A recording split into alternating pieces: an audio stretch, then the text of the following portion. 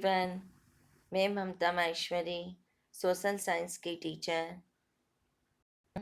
आप सभी का स्वागत है मेरे चैनल स्टडी कॉर्नर में।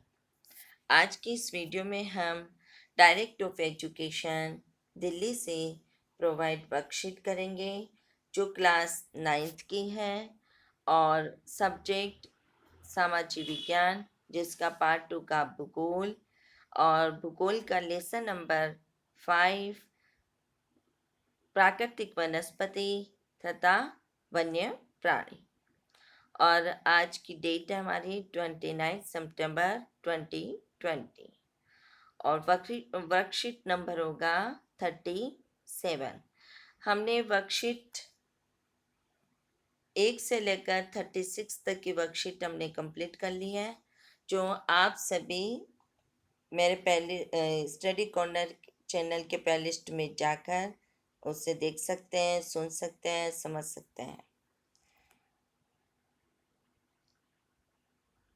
तो चलते हैं, हम वीडियो को स्टार्ट करते हैं। प्राकृतिक वनस्पति तथा वन्य प्राणी। वीडियो स्टार्ट करने से पहले आप मेरे चैनल को लाइक करना, शेयर करना एवं सब्सक्राइब करना और तथा आप वीडियो को अंत तक देखते रहना, सुनते रहना, समझते रहना, तभी आपको सब पॉइंट्स समझ में आएंगे और आपको और बार बार याद करने से, बार बार सुनने से, बार बार समझने से आपको वो पॉइंट याद हो जाएंगे। तो चलते हम वीडियो स्टार्ट करते हैं। हमारा देश भारत, हमारा कौन सा देश है? भारत। तो हम भारत की बात कर रहे हैं। विश्व के मुख्य 12 जैव विविधता वाले देशों में से एक है। कितने हैं? 12 जैव, मतलब कितने? 12। 12 जैव विविधता, तरह तरह के 12 प्रकार के जीव जंतु, प्राकृतिक वनस्पति पाई जाती है वाले देशों में से एक है। लगभग 4700 विभिन्न प्रजातियों के पौधे पाए जाने के, कितने पाए जाते हैं? 47,000, 47,000 विभिन्न प्रजातियों के पौधे पाए जाते हैं जाने के कारण यह देश विश्व में 10वें स्थान पर है। कितनी प्रजातियां पाई जाती हैं? 47,000, यानी कि 4700। और जैव पदार्थ वाले कितने हैं? 12, विश्व के मुख्य देशों में से। तो उसमें हमारे भारत देश का कौन सा स्थान है? 10वां स्थान है। कौन सा स्थान है? 10वां स्थान है हमारे भारत देश का, 10वां स्थान है। और एशिया के देशों में चौथे स्थान पर है। एशिया के देशों में वो चौथे स्थान पर है। भारत में लगभग 15,000 प्रजातियों के फूलों के पौधे हैं। कितने हैं? 15,000। कम नहीं है, बहुत ज़्यादा है। 15,000 प्रजातियों के फूलों के पौधे हैं। देखो, फर्स्ट पॉइंट हो गया जैव विविधता वाले। सेकंड पॉइंट हो गया 47, यानी कि 47,000 प्रजातियों के पौधे पाए जाते हैं। और थर्ड पॉइंट हो गया विश्व में 10वें स्थान है। फोर्थ पॉइंट हो गया एशिया में चौथे स्थान पर है।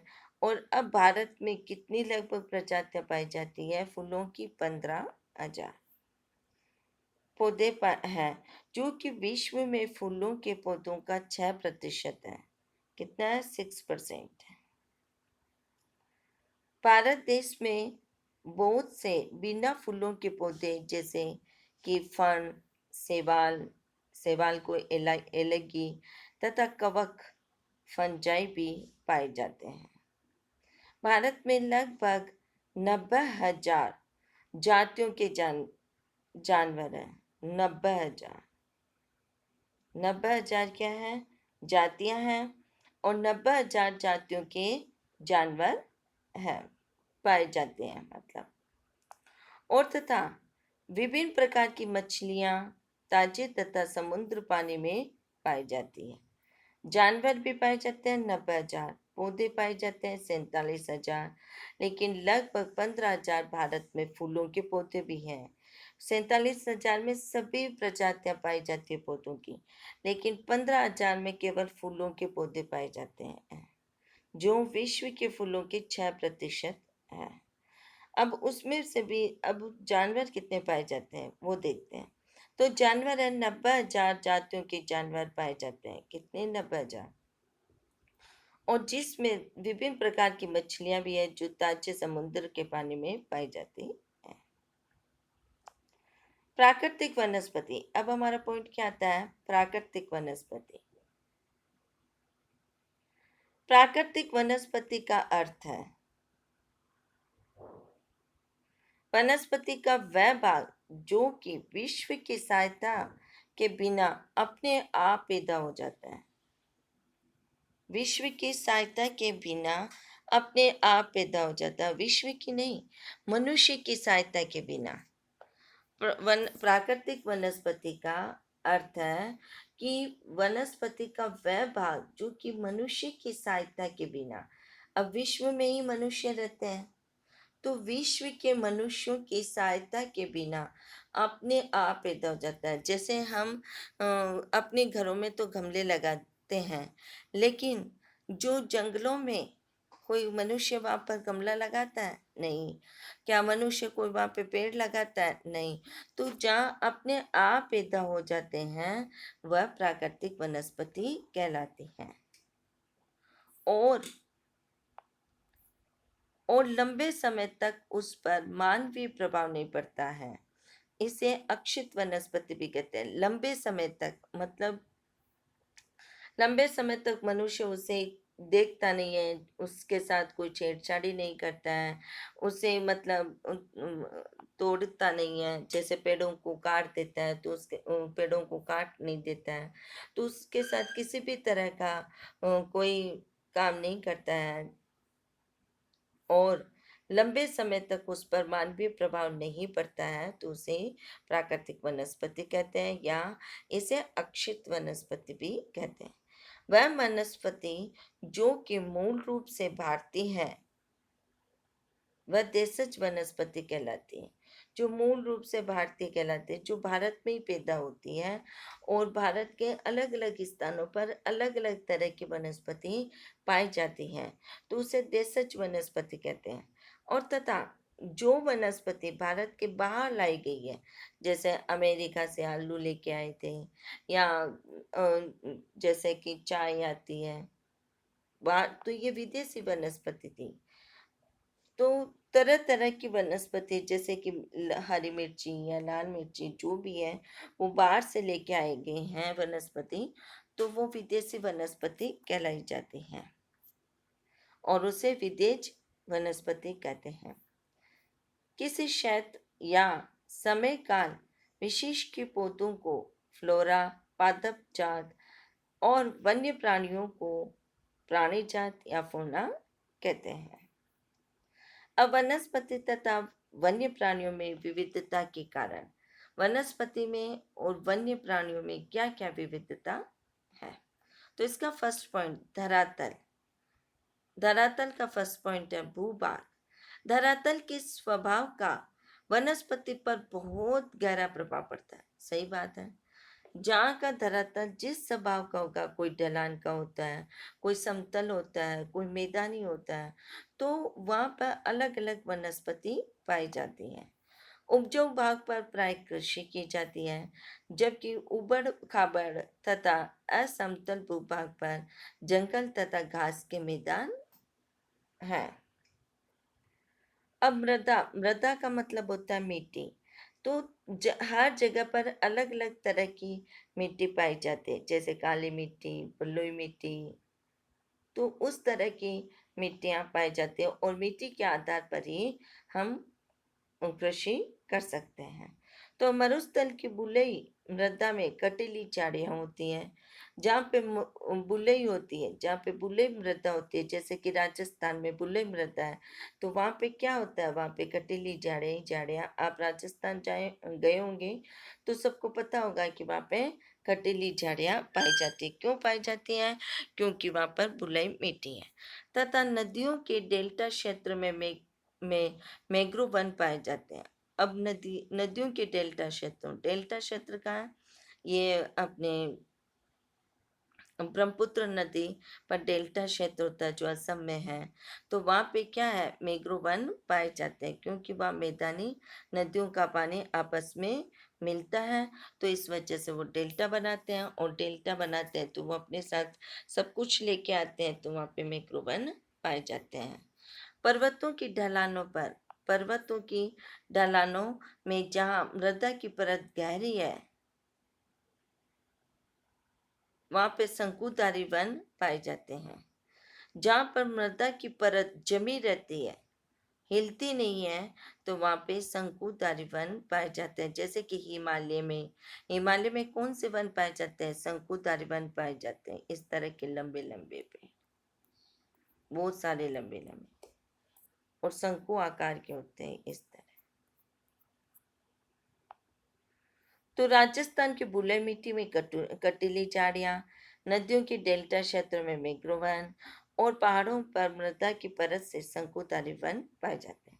ये तो हमने पढ़े धरातल के किस तरह की धरती होती है, किस तरह की जगह होती है, तो वो हमने पढ़ा। अब सेकंड पॉइंट आता है जलवायु। जलवायु का फर्स्ट पॉइंट है तापमान। कौन सा है? तापमान। वनस्पति की विविधता एवं विशेषता तापमान और वायु की नमी पर भी निर्भर करती है। देखो, राजस्थान में तापमान ज़्यादा होता है तो वहाँ अलग तरह की वनस्पति पाई जाती है। यही आप कर्नाटक में देखो, बेंगलोर में देखो, और साउथ में देखो, दक्षिण भारत में, वहाँ पे तापमान में कमी रहती है, नमी रहती है, तो वहाँ पे अलग तरह की वनस्पति पाई जाती है। तापमान का अत्यधिक कम होना या अत्यधिक बढ़ना वनस्पति के लिए प्रतिकूल होता है। मोस्ट पॉइंट है ये। सेकंड पॉइंट है सूर्य का प्रकाश। सूर्य का प्रकाश किस तरह पड़ता है? किस स्थान पर सूर्य के प्रकाश का समय, वहां के अक्षांश, समुद्र तल से ऊंचाई व ऋतु पर निर्भर करता है। मोस्ट पॉइंट, सूर्य का प्रकाश भी वहाँ के अक्षांश पर है कि कौन से अक्षांश पर कौन कौन सा राज्य है। तो और समुद्र तल से कितनी दूरी पर, जैसे है दिल्ली है, तो वो समुद्र तल से बहुत दूरी पर, कोई आसपास कोई समुद्र नहीं है। तो दिल्ली समुद्र तल से ऊंचाई व ऋतु पर भी निर्भर करता है। जैसे दिल्ली राजस्थान है, तो वहाँ पर वो समुद्र तल से बहुत दूर होने के कारण उनकी ऋतु पर, उनकी ऊंचाई पर भी निर्भर करता है। प्रकाश अधिक मिलने पर वृक्ष जल्दी बढ़ते हैं। अगर प्रकाश, सूर्य का प्रकाश जितना ज्यादा ज्यादा मिलेगा, वहां पर वृक्ष जल्दी बढ़ते हैं। वृषण, वृषण का मतलब होता है वर्षा या बारिश, बरसात या बारिश। अधिक वर्षा वाले क्षेत्रों में कम वर्षा वाले क्षेत्रों की अपेक्षा सघन वन पाए जाते हैं। जहाँ पर वर्षा ज़्यादा होगी, आपको नेचुरल ये तो सबको पता है कि जहाँ पर वर्षा ज़्यादा पाई जाती है, पानी ज़्यादा होता है, अधिक वर्षा वाले क्षेत्रों में अधिक गहन वन पाए जाते हैं, सघन वन पाए जाते हैं। पेड़ पौधे अपने आप उग जाते हैं बिना मनुष्य की सहायता से।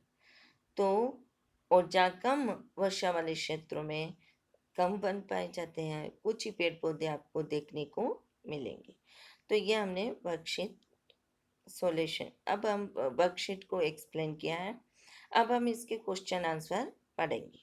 भारत में कितने प्रकार की पादप प्रजातियां पाई जाती हैं? क्वेश्चन नंबर 1 है कि भारत में कितने प्रकार की पादप प्रजातियां पाई जाती है। तो इसका आंसर हम देखते हैं।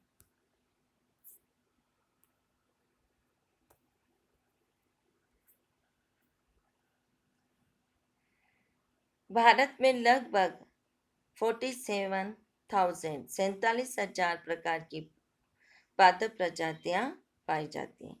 क्वेश्चन नंबर 2 है, वनस्पति से आप क्या समझते हैं? अपने आसपास पाए जाने वाले कुछ पौधों के नाम लिखिए। वनस्पति का अर्थ है पादप अथवा पेड़ पौधे। इसमें घास, पेड़ तथा कटीली झाड़ियां सभी शामिल हैं। और हमारे आसपास पाए जाने वाले पौधे कौन कौन से हैं? नीम, तुलसी, गुलाब आदि। क्वेश्चन नंबर 3 है, अक्षत वनस्पति किसे कहते हैं? यह आप द्वारा गमलों में उगाए जाने वाले पौधों से किस प्रकार भिन्न है? अब इसका आंसर होगा वह वनस्पति जो बिना किसी मानवीय सहायता के अपने आप उगती है या बढ़ती है, अपने आप उग जाती है, तो उसे अक्षत या प्राकृतिक वनस्पति कहते हैं। ये गमलों में लगाए गए पौधों से अलग है, क्योंकि गमलों में लगाए गए पौधे हमारी सहायता से उगते हैं और बढ़ते हैं, यानी कि मनुष्य की, इंसान की सहायता से उगते हैं या बढ़ते हैं। आप ही अपने घर में गमले लगाते हैं तो वो आपकी सहायता से उगते हैं और बढ़ते हैं, जबकि जो जंगल में वनस्पति उगती है वो किसी भी मनुष्य की सहायता से नहीं उगती, नहीं उगाई जाती। क्वेश्चन नंबर 4,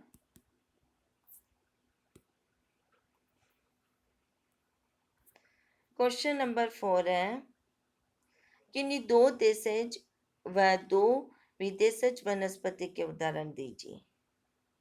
देश आंसर होगा देशज है जो भारत में उगती है, जो भारत में अपने आप ही उग जाती है या मनुष्य की सहायता से उगाई जाती है, तो वह है नीम और बरगद। और जो दो विदेशज है, विदेश वाली कौन सी है? चाय और रबड़।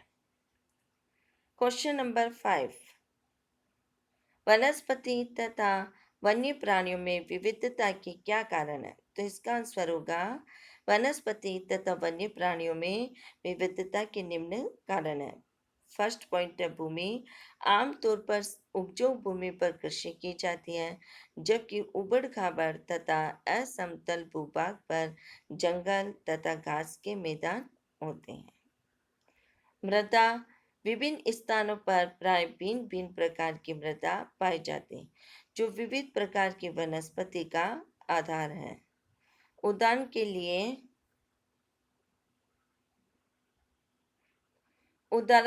मरुस्थल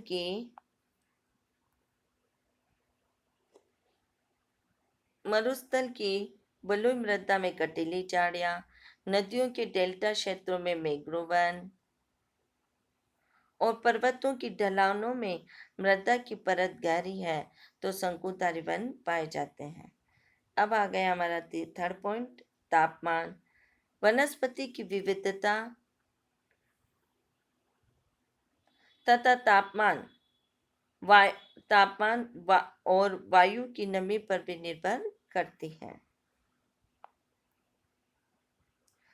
4 पॉइंट आ गया अपना सूर्य का प्रकाश। प्रकाश अधिक समय तक मिलने के कारण वृक्ष ग्रीष्म ऋतु में जल्दी बढ़ते हैं। 5th पॉइंट है वर्षण। अधिक वर्षा वाले क्षेत्रों में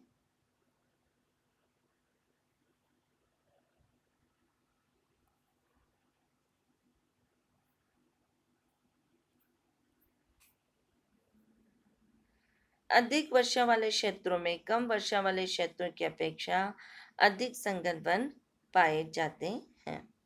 तो ये हमने सभी क्वेश्चन आंसर कर लिए इस वर्कशीट के।